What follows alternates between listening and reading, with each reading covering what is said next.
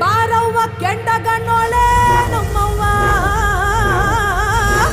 ಹತ್ತಿ ಮರ ಮುಂದೆ ಮುತ್ತಿನ ಚಾವಡಿಯೋಳೆ ಮರವ್ವ ತಂದನ್ನು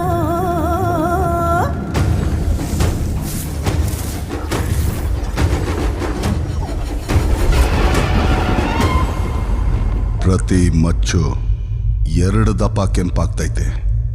ಬೆಂಕಿಲಿ ಬೆಂದಾಗ, ರಕ್ತದಲ್ಲಿ ನೆಂದಾಗ.